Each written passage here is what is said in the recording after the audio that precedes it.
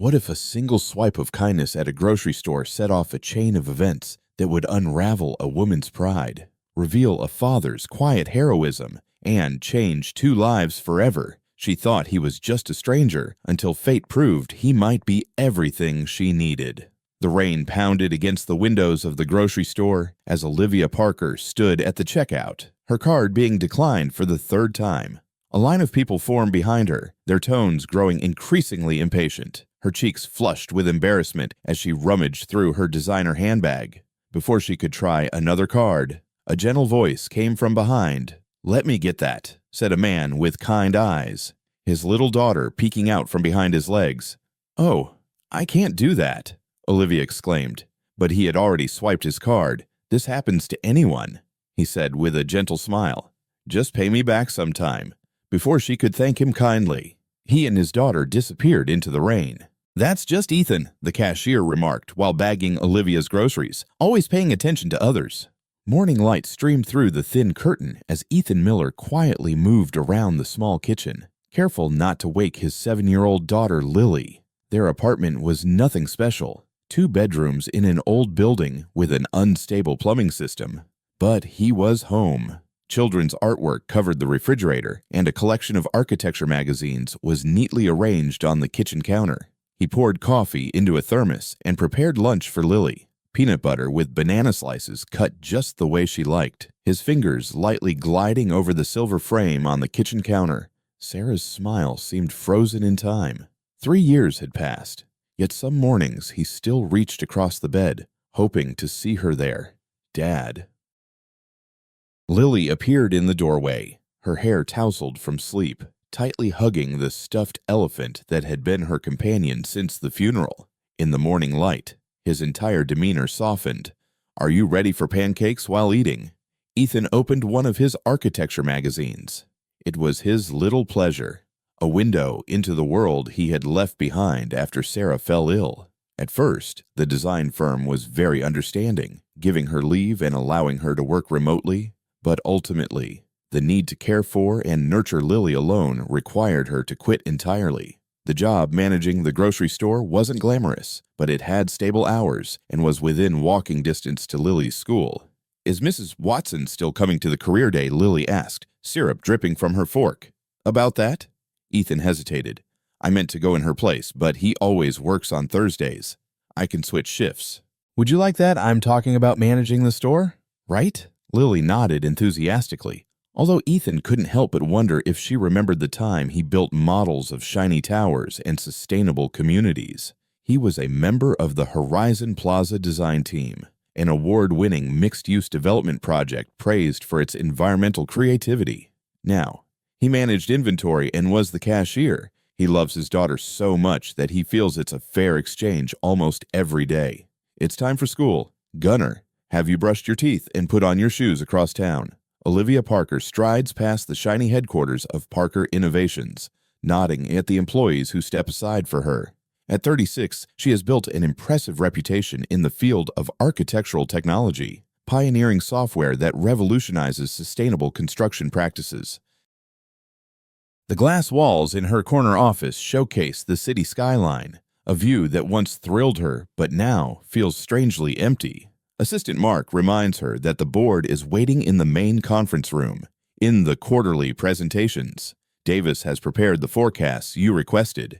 In the specifications for the Maxwell project on your tablet, the conceptual designs still lack the community integration elements you desired. Olivia suppresses a sigh as she gathers her materials. The Maxwell project, affordable and sustainable housing in struggling neighborhoods, is said to be her passion project, a way she successfully utilizes her skills for something meaningful. But lately, these designs seem soulless, disconnected from the people they intend to serve.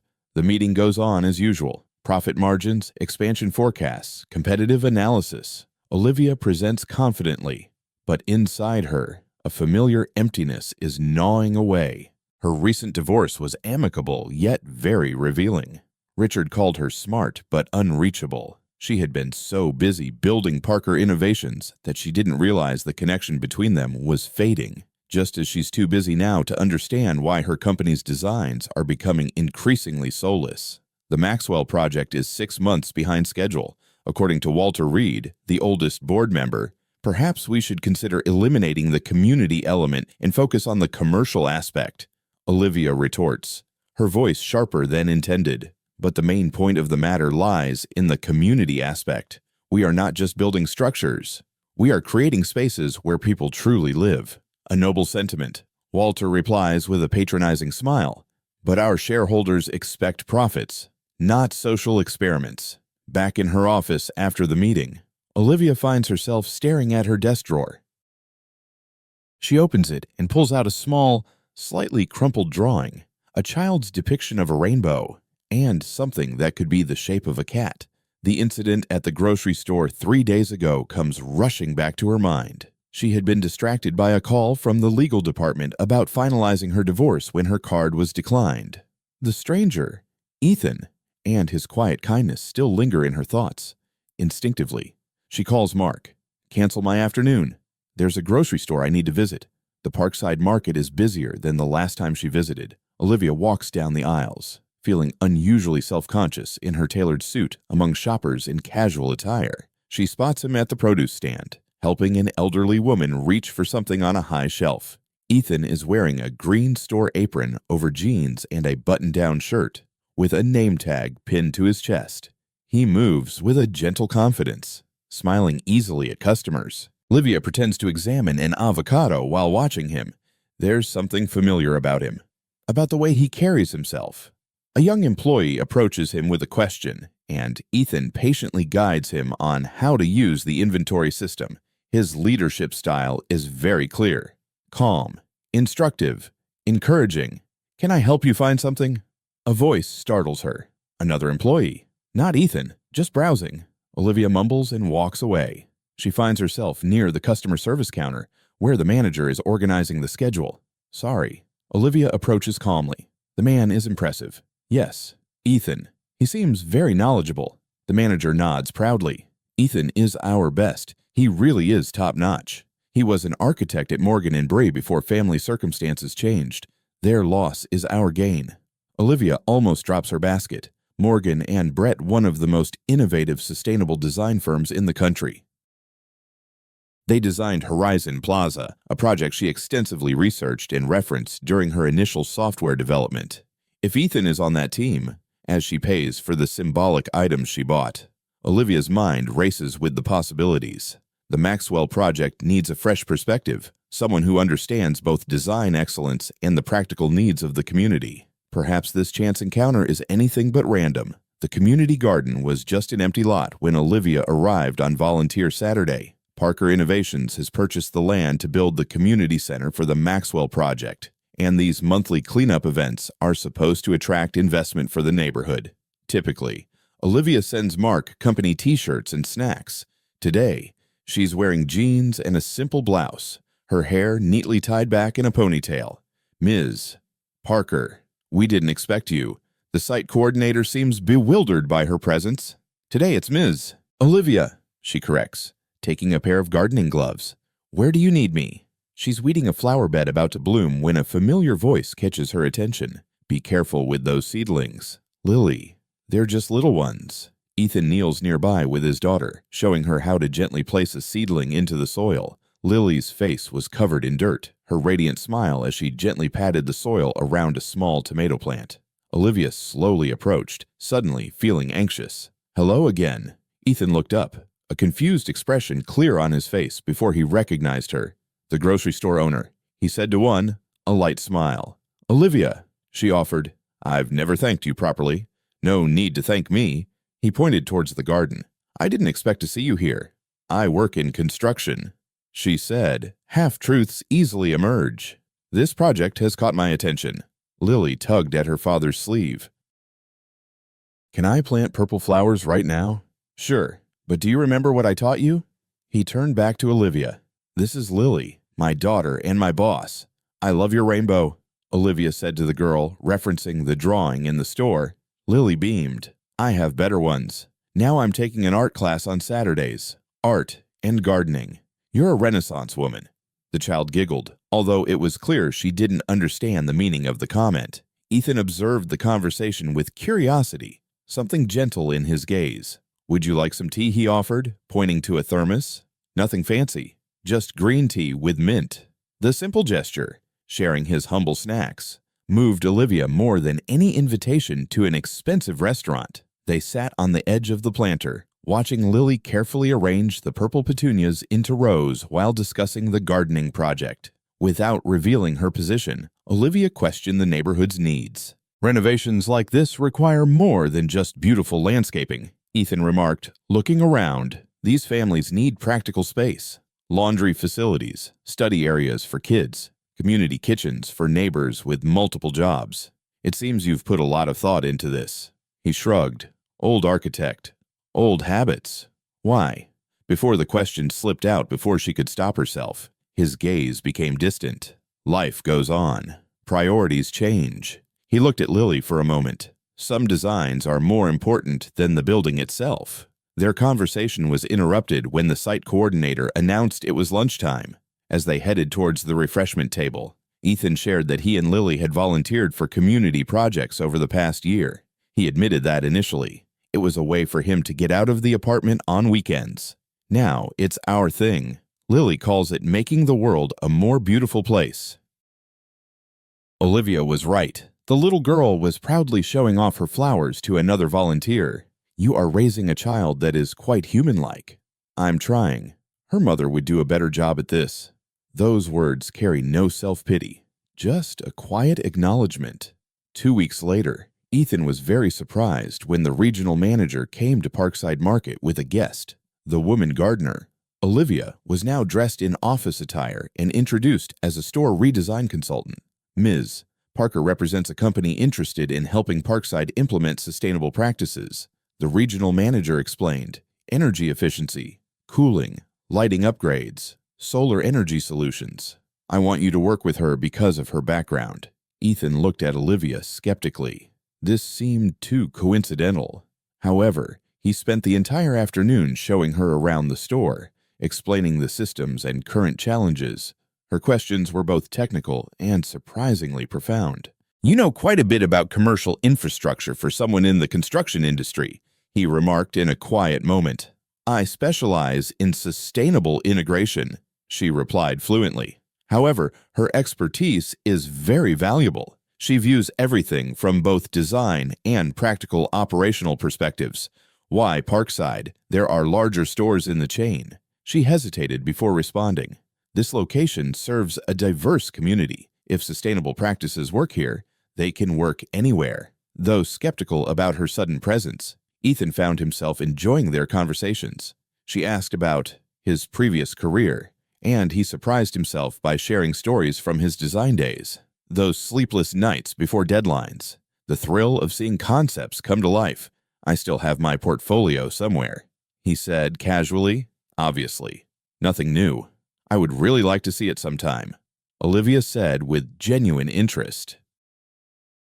The following week, she returned with architecture magazines featuring content on initiatives and space commerce. They sat in the break room during his lunch hour to discuss design concepts. When Ethan suggested modifying an approach, Olivier immediately took notes. "You should present these ideas to your company," he said. "Maybe you should present them yourself," she countered. "Your insights are very valuable." "Ethan, a model has been developed." Olivia would show up with questions or materials, and they would discuss architecture, sustainability, and the needs of the community. Occasionally, Lily would join them after school, sharing the perspective of a 7-year-old on what the store should have: more samples and lower shelves so children could reach good products. Ethan began sketching again, starting with rough ideas and then moving on to more detailed plans. His ideas for renovating the store were not limited to energy efficiency, but also included community space and educational areas for sustainable activities. The break room was becoming crowded. Ethan said one afternoon as they reviewed his latest sketches, "Do you want to continue this at my place?" Lily kept asking when the woman with the construction guide would come here. Olivia accepted and was also surprised at herself. Their relationship remained strictly professional, but something deeper was developing: a mutual respect, a shared language of design and purpose. Ethan's apartment, though modest, was thoughtfully arranged. Bookshelves lined one wall filled with books on architecture and children's literature. Lily immediately pointed out her artistic corner to Olivia while Ethan prepared tea. "The mint scent is just like in the kettle," Lily announced. "This is where Dad kept his special books."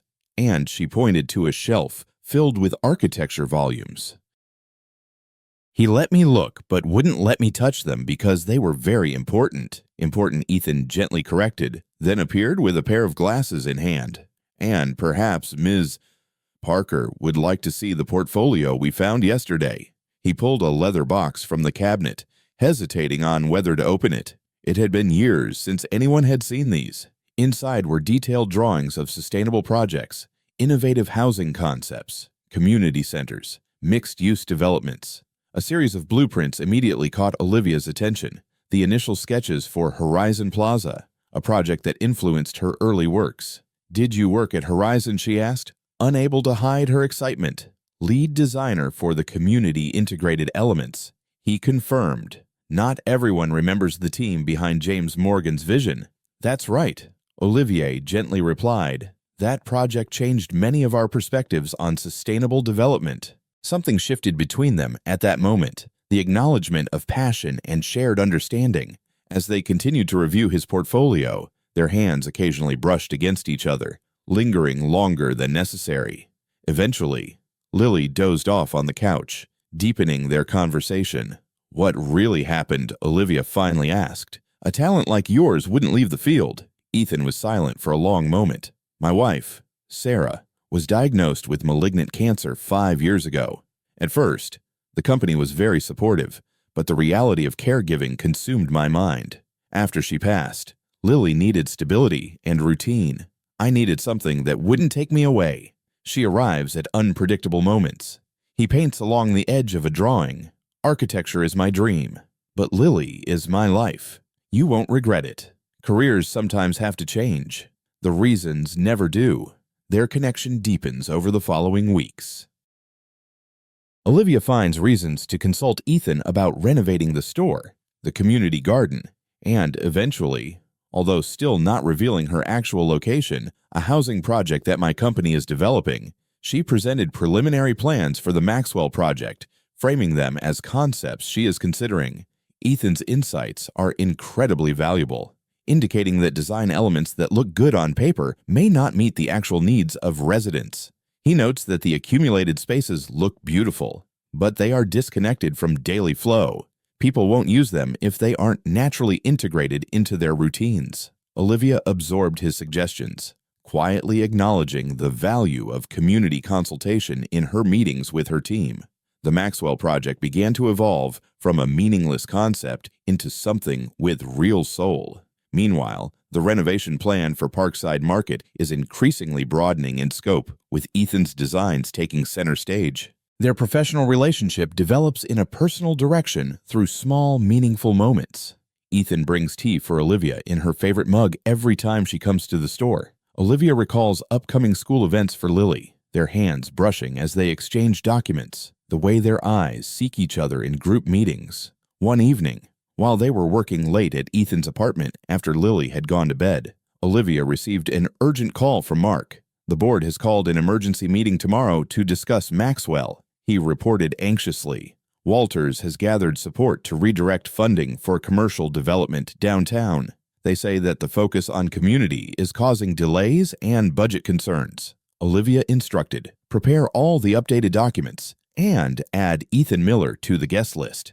After ending the call, she turned back and saw Ethan looking at her with a confused expression. "Is everything okay?" he asked. Olivia began, "I need to be honest with you. I'm not just a consultant. I am the CEO of Parker Innovations. The Maxwell project is my company's development project, and I need your help to save it tomorrow." His expression grew stern. "What have you lied to me about a charity case from some company? No. Your insights are truly invaluable. I just want to use my experience without having to hire someone else." His tone was gentle but intense. "Do you think I wouldn't work with you if I knew who you were? Or is it more interesting to talk to the grocery store manager? That's not fair. I never thought of you that way. Then why deceive me? Professional consultants will have contracts." "Olivia, They gained trust and compensation. She didn't have a satisfactory answer. The truth is complicated. At first, I was curious about the connection between the kind stranger and the former architect. Back then, I preferred to be recognized for my ideas rather than my status. In the end, she was just afraid of changing their relationship. Eventually, she said, "This project needs your perspective. The board wants to eliminate community elements, the core of what we are trying to build. Please come tomorrow. Then, if you don't want to see me again, I'll understand."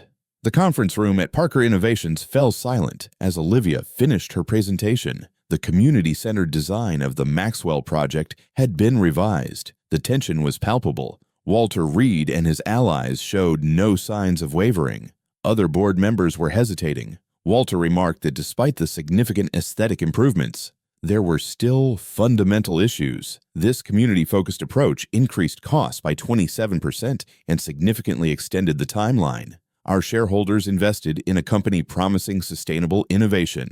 Olivia interjected, "Not just environmentally sustainable, but also community sustainable because people truly want to live and work there." Walter dismissed that flowery language. "But the numbers don't support your vision." Olivia glanced at Ethan, who was sitting silently in the visitor area. That morning, he hardly spoke to her, arriving just in time for the meeting to start. "Before we vote," she said, "I want to introduce Ethan Miller, former lead designer at Morgan & Bree and a key community advisor in our revised approach." Walter raised an eyebrow. "Ethan Miller from Horizon Plaza. I thought you had left this field." "I have," Ethan confirmed and stood up. "This gives me a unique perspective on the real elements that make a community work." He moved to the presentation screen. "May I, with a nod from Olivia?" He presented alternative sketches for the Maxwell project version she had never seen before. He must have worked all night after their confrontation.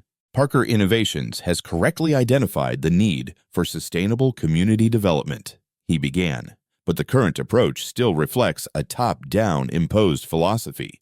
He presented a revised site plan. By reorienting these elements and incorporating flexible use spaces, we can reduce construction costs by 15%, while truly enhancing community functionality. The energy in the room shifted as Ethan presented his vision to them. In reality, it is creative and deeply aligned with the real lives of people. He spoke with the tone of someone who understands both excellence in architecture and daily needs. Some board members began to take notes. He explained that the laundromats would become community centers when combined with learning spaces for children. Parents could complete household chores while supervising their children with homework. The community kitchen also serves as a vocational training space during off hours, creating job opportunities. Walter interrupted, clearly annoyed by the positive response. "Mr. Miller, despite his impressive design background, is currently managing a grocery store. Exactly how does that qualify you to consult on a multi-million-dollar development project?" The room fell silent. Olivia began to speak, but Ethan raised his hand. He said calmly, "I decided to prioritize being with my daughter after my wife passed away. That decision taught me more about what the community needs than years of sitting behind a desk designing shiny towers." He pointed to the drawings. "Every day, I witness single parents struggling to balance work and childcare. I see elderly people having to choose between medication and fresh food. I have seen teenagers searching for safe places to study, away from crowded apartments." His voice remained calm, but carried absolute certainty.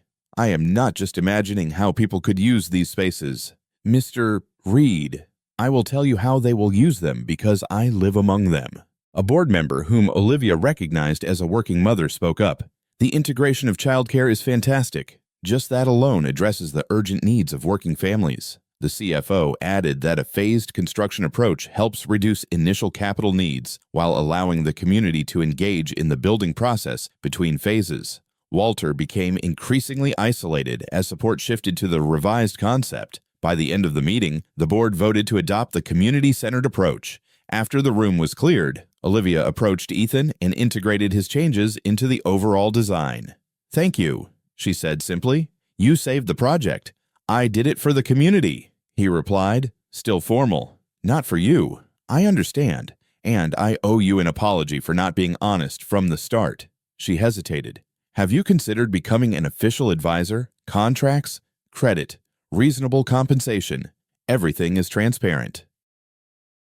"I need to think about that," he said, while gathering documents. At the door, he paused. "Why did you go back to that grocery store?" "Olivia," she carefully considered her answer, "because when you helped me that day, you didn't want anything in return. That's pretty rare in my world." A week passed with no news from Ethan. Olivia poured her heart into executing the revised plans for the Maxwell project, but his absence left a surprising void. She missed their conversations, his perspective, even the simple ritual of sharing tea from his thermos during field visits. When her assistant announced Ethan had come by unannounced, Olivia nearly spilled her coffee as she rushed to meet him. He stood awkwardly in the reception area, dressed more formally than she had ever seen him, yet still modest compared to the corporate environment around her. "Do you have time to talk?" he asked. In her office, they sat across from each other, the glossy table a barrier between them. Ethan placed a stack of documents on the surface. "My terms," he said, "if you still want me to consult on Maxwell." Olivia skimmed the documents. A reasonable salary, flexible hours around Lily's school schedule, and proper acknowledgement of his contributions. Professional, straightforward, lacking the warmth that characterized their previous interactions. "These are acceptable," she said, matching his business tone. "The team will be thrilled to have your expertise. There's one more thing." He hesitated. "That's why I came to your office today." "Oh, Lily's school will have a career day tomorrow. She asked if I wanted you to come with me." This request completely surprised Olivia. Me. Why, she said, and I quote, "Dad builds beautiful things. And you, Olivia, make them a reality. Clearly, you've made quite an impression." His formal demeanor cracked slightly. "You don't have to do that. I know you're very busy." "I would be honored," Olivia said sincerely. "If you're sure you want me there." His expression softened. "I'm not mad anymore." Olivia, disappointed. "Right, but I understand why you weren't completely straightforward. Does Lily know who I really am? Are you a stylish CEO?" His lips curved up. "No. To her, you're just a nice woman who loves her dad's drawings and carries architecture books."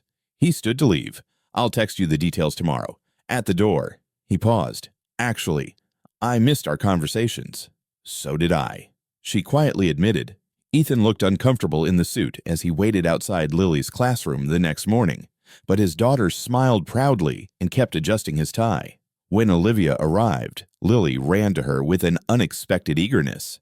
"You're here. Now, Dad won't worry anymore because you can also talk about the big buildings." The class presentation was nothing like Olivia's polished speeches at the company. Ethan only talked about architecture, about how buildings tell stories, about how space shapes us, emotions, and human interactions. He showed Lily's classmates simple models they could touch, explaining concepts like load-bearing walls through demonstrations they could understand. When introducing Olivia, he described her as someone who helps build better buildings for people and the planet. She followed his lead, focusing on sustainability concepts that children could grasp, how buildings can be like trees, giving more than they take. During the Q&A, a boy asked, "Is Ms. Olivia your girlfriend?" Mr. Miller, the whole class burst into laughter, while both adults blushed in embarrassment. "Mr. Parker is my colleague," Ethan diplomatically replied. "We work together on important projects. But you look at her the way my dad looks at my mom," the boy insisted, still smiling. Lily saved them by declaring seriously, "They're just friends, building things like Lego friends, but for adults." Later, as they walked through the school hallway, they both laughed about the encounter. "Kids don't know how to think," Ethan said, loosening his tie in relief. "But Lily is amazing," Olivia commented. "She's so proud of you." "It feels great," he admitted. Back to talking about architecture, becoming the architect dad instead of the grocery store dad for a day. "Ethan, you never stop being an architect. That's how you see the world." They had arrived at the school gate, the awkward moment of parting approaching. Lily had run ahead to the playground to play. "Do you want to grab a coffee?" Olivia asked impulsively. "Or tea? I know a place nearby." Eventually, They stopped at a small cafe where Ethan was a regular. The barista greeted him by name and asked about Lily. They sat at a corner table with their drinks. Peppermint tea for both of them, a habit they formed during their time working together. "I've been thinking about your consulting proposal," Ethan said after a comfortable silence. "The terms are professionally meaningful. But first, I need to know one thing. What is it? Is this just about your Maxwell project, or is there something else?" The directness took her by surprise. "Because for me, our conversation isn't just about architecture, and I need to know if I misunderstood the situation." Olivia raised her glass, regaining her courage. "You didn't misread anything. When you paid for my groceries that day, it was the first kind act someone had done for me in years without wanting anything in return. Then I found out you were a talented architect working at a grocery store, and I felt very curious. But somewhere along the way, it became personal." He finished speaking, and she stopped talking. "That's right, and I'm afraid that if you knew who I really was, I would treat you differently, just like everyone else does." She nodded. "I've been CEO Parker for so long that sometimes I forget how to just be Olivia. It's worth it," Ethan said softly. "I like both versions, the competent executive and the woman sitting on the floor helping my daughter plant flowers." He reached across the table, gently touching her hand. It wasn't a dramatic gesture, just a simple connection, but it sent warmth spreading throughout her chest. "I don't want to complicate your life," Olivia said, knowing all the responsibilities he had to shoulder as a single dad. "Some complexities are worth it," he replied, his thumb lightly gliding over her knuckles. "Sarah often says that the richness of life comes from complexity, not convenience." He seems wise. She would surely like you. This statement wasn't sad, just a gentle acknowledgement. "So, where do we go next professionally? You are officially involved in the Maxwell project." As for Olivia, she reached out her hand, grabbing his hand. "Perhaps we will discover what happens when a CEO and a grocery store manager build something together." "I love that," Ethan said, a smile evident in his eyes. A month later, Olivia was at the future site of the Maxwell Project Community Center. Construction wouldn't start for a few more weeks, but the community garden had flourished thanks to the regular care of volunteers. Ethan and Lily were working nearby, installing a small fountain they had designed together. The transformation had gone beyond the physical space. Ethan was now the lead community design advisor for Parker Innovations, working part-time to balance family responsibilities. His presence had changed the company culture, bringing in the stability that had been lacking. Meanwhile, Olivia found herself spending weekends helping with school projects and community events, aspects of life she had been too busy to notice before. Their relationship developed naturally without any rushed declarations or dramatic gestures. They still enjoyed tea together from his thermos during field visits. He still challenges her assumptions about the company. She still carries architectural magazines and ideas that excite both of them. But now, their conversation is not only limited to work, but also extends to dreams, memories, and the future. Ethan stepped closer, wiping the dirt off his hands. The fountain is running, and Lily appoints herself as the official water quality supervisor. Olivia commented that it looks beautiful and noted that this simple design perfectly complements the natural elements of the garden. "We make a great team," he remarked as he followed her gaze to where Lily was carefully placing stones around the fountain. "We do," she agreed. "The meaning of it is even bigger than the project." He reached for the thermos and poured tea into the lid, handing it to her first. A simple ritual that carried great significance. Their fingers brushed against each other while exchanging a brief but cautious contact. "You know," Ethan said, watching Lily clap her hands in the water at the fountain, "I've never properly thanked you for what you are the one who transformed the Maxwell project, for seeing me," he said simply, "not just the grocery store manager, not just a former architect, just me." Olivia gently replied, "That could apply to both cases. You are the first in many years to see through my title." With no audience or applause, Ethan took her hand, his fingers intertwining with hers. "It's not a dramatic statement, just a quiet acknowledgement of the connection they've built. Some foundations take time to establish properly," he said, the architect in him finding the perfect metaphor. "But they are stronger because of that." Huh. Olivia tightened her grip on his hand in response. No grand promises, no declarations of forever, just the simple truth of two people who found something sincere in an unexpected meeting. This story gently reminds us that compassion doesn't require wealth, just presence. Ethan's quiet act of kindness toward a stranger, without expecting anything in return, became the beginning of a ripple that changed not only Olivia's day, but perhaps her entire path. It's a beautiful reminder that even when we're at our lowest, someone might see us not with judgment, but with grace. If this story touched your heart, consider sending a word of encouragement to Ethan and his daughter. What he did may have seemed small, but in moments of shame or struggle, such gestures can be life-altering.